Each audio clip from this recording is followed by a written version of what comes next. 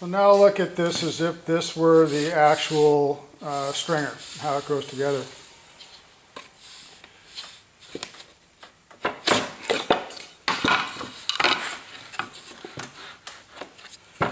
The tread is dropped in, driven hard against the upper portion. The wedge, and you want to be careful, you're going to drive these things once. Once you drive them in, it's really difficult to get them out.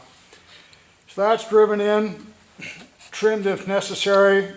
It makes for a very clean line on the upper end. You're driving this thing against that line.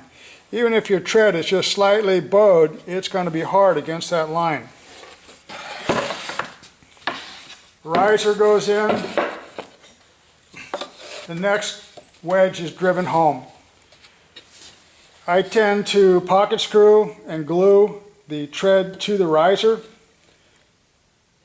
making it a single unit. The same thing happens when the next tread is applied to the base, screws and glue to make it one unit.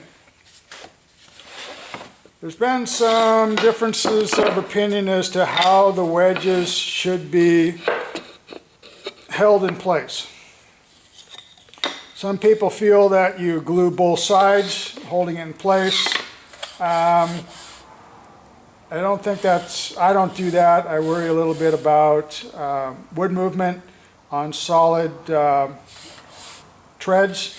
In this case, these treads are manufactured tread. I don't have to worry about that as much, and they have a stable core.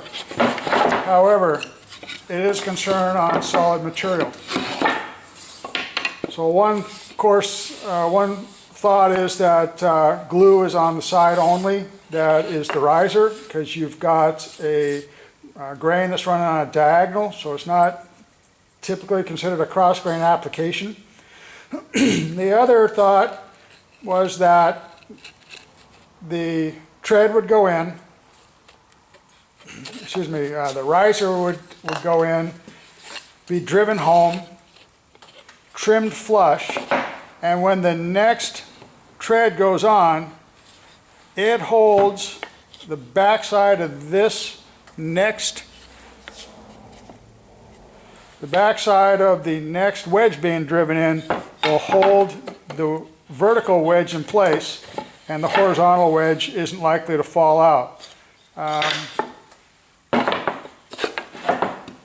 My thinking on that, for the most part, is that if these things are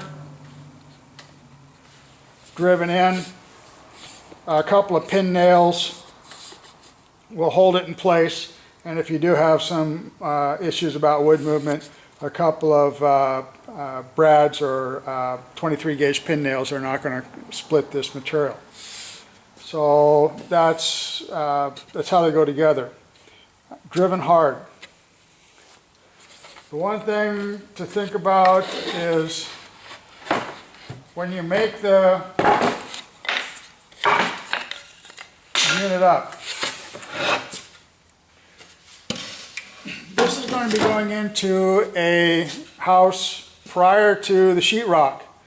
So the thickness of this material, you'll want to account for the sheetrock and the reveal.